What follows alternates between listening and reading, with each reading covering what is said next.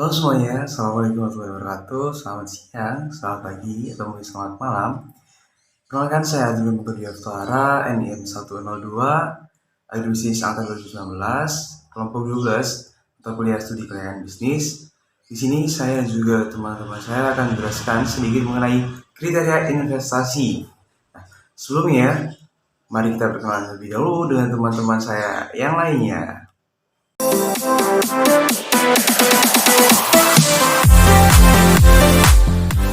Assalamualaikum warahmatullahi wabarakatuh. Perkenalkan, saya Ranis Wahyuni, NIM 19032110032. Jadi saya berasal dari kelompok 12 studi kelayakan bisnis. Terima kasih.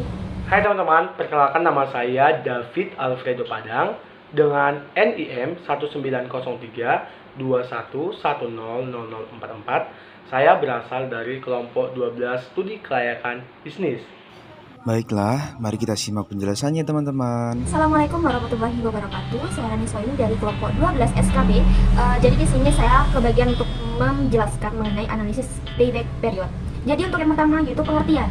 Pengertian dari analisis payback period itu merupakan suatu jangka waktu yang dibutuhkan untuk mengembalikan modal dana yang sudah dikeluarkan oleh para investor. Sedangkan berdasarkan para ahli, di sini ada dari Dian Wijayanto dan juga Abdul Khalik. Nah, untuk dari Dian Wijayanto sendiri, pengertian analisis payback period itu merupakan suatu periode yang dibutuhkan untuk bisa kembali mengembalikan dana yang sudah digunakan dalam suatu investasi.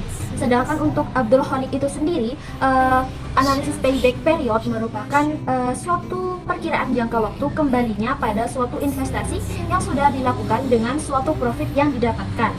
Yang slide yang kedua, di sini ada kelebihan dari payback period. Yang pertama yaitu untuk mengetahui kurun waktu pengembalian dana suatu investasi, dan untuk yang kedua yaitu digunakan biasanya payback period ini digunakan untuk memilih suatu proyek, dan untuk yang ketiga kelebihannya adalah mudah dan juga sederhana, dan yang terakhir yaitu biasanya payback period ini bisa digunakan untuk mempertimbangkan segala risiko dalam sebuah investasi. Untuk slide yang selanjutnya adalah mengenai kekurangan dari analisis payback period. Jadi kekurangan yang pertama yaitu analisis ini mengabaikan penerimaan investasi yang diperoleh sesudah payback period tercapai. Dan untuk yang kedua, kekurangannya adalah biasanya analisis ini tidak akan memberikan informasi mengenai informasi tambahan value dari suatu proyek. Dan yang terakhir yaitu kekurangannya, analisis ini digunakan untuk mengukur kecepatan kembalinya dana dan juga tidak mengukur keuntungan proyek yang telah direncanakan. Untuk indikator payback period itu ada 3. Yang pertama yaitu bila payback period time lebih cepat daripada waktu yang sudah ditentukan, maka perusahaan tersebut sudah layak untuk disuntik dana atau sudah layak untuk melakukan investasi. Dan untuk yang kedua yaitu jika payback period time lebih lama atau bahkan melebihi waktu yang sudah ditentukan, maka proyek tersebut tidak layak untuk dilakukan investasi atau tidak layak untuk disuntik dana. Dan untuk yang kedua yaitu jika perusahaan memiliki lebih dari satu proyek, maka pilihlah proyek yang memiliki payback period time yang lebih cepat. Baiklah teman-teman, kali ini saya akan menjelaskan tentang analisis break-even point. Mungkin teman-teman sudah sangat sering mendengar break-even point. Break-even point atau BEP adalah perhitungan keuangan dasar yang menunjukkan berapa modal yang dibutuhkan untuk membuat produk berjumlah sekian.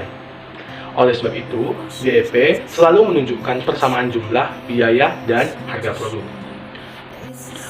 Menurut Rianto 2010, analisis break-even point adalah suatu teknik analisa untuk mempelajari hubungan antara variabel tetap, biaya variabel, keuntungan, dan volume kegiatan.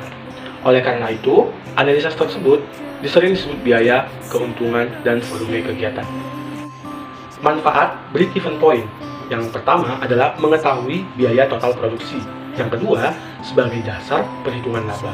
Yang ketiga, estimasi waktu balik modal. Yang keempat, analisa profitabilitas bisnis. Elemen-elemen dalam break-even point ada 3. Yang pertama, biaya tetap atau fixed cost. Yang kedua, biaya variabel atau variable cost. Yang ketiga adalah biaya campuran ataupun mixed cost. Selanjutnya adalah perhitungan break-even point, meliputi 2 kategori. Yang pertama menghitung laba, yang kedua menghitung break-even point menggunakan rumus. Dapat kita lihat di gambar di samping bahwa rumus atas dasar rupiah adalah BEP per P sama dengan FC per 1 dikurang PC per S. Atas dasar unit, dapat kita lihat BEP Q sama dengan FC per P dikurang VC.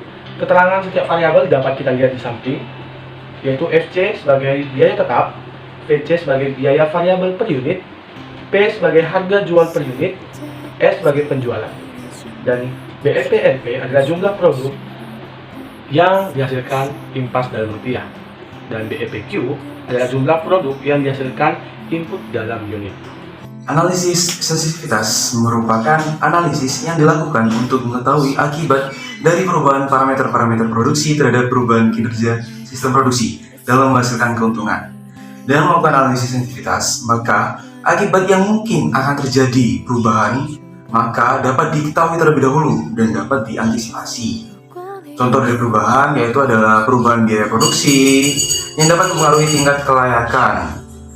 Alasannya dilakukan analisis ini untuk mengantisipasi adanya perubahan seperti perubahan cost upfront yang biasanya dikenal dengan kenaikan biaya-biaya seperti biaya produksi tadi, biaya konstruksi, biaya lain-lain.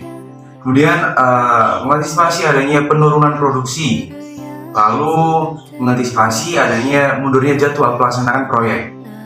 Analisis sensitivitas bisa dilakukan dengan menghitung IRR, NPV, B/C ratio, payback period. Untuk IRR, NPV dan juga BC ratio sudah dijelaskan oleh kelompok 11 sebelumnya. Dan untuk payback period sudah dijelaskan oleh teman saya, Tani. Nah, selanjutnya di sini terdapat studi kasus mengenai analisis kelayakan investasi peningkatan kapasitas produksi dari usaha kuliner Diana Bakery. Perlu diketahui terlebih dahulu teman-teman sekalian, Diana Bakery merupakan satu usaha kuliner dalam pembuatan brownies. Pada usahanya, dia menggunakan 3 pekerja, di mana dengan 3 pekerja tersebut, dia hanya mampu memproduksi 864 kotak brownies. Sedangkan permintaan brownies itu selalu banyak dan melebihi kapasitas produksi yang bisa mereka hasilkan. Sehingga mereka melakukan beberapa penolakan konsumen atau customer untuk usahanya. Seperti itu.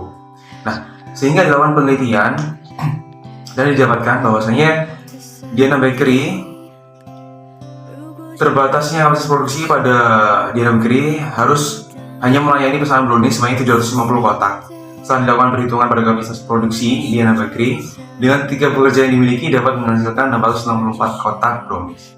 Sedangkan dengan 5 pekerja yang diusulkan oleh peneliti dapat menghasilkan 1920 kotak brownies. Pada perhitungan di atas didapatkan selisih kapasitas produksi yang cukup besar di antara 2 kondisi, yakni sebanyak 1056 kotak brownies. Selisihnya cukup banyak ya teman-teman sekalian ya. Kemudian yang kedua juga didapatkan bahwasanya menganalisis aliran kas yang terjadi selama investasi. Aliran kas pada UKM ini sendiri terdiri dari pemasukan dan pengeluaran.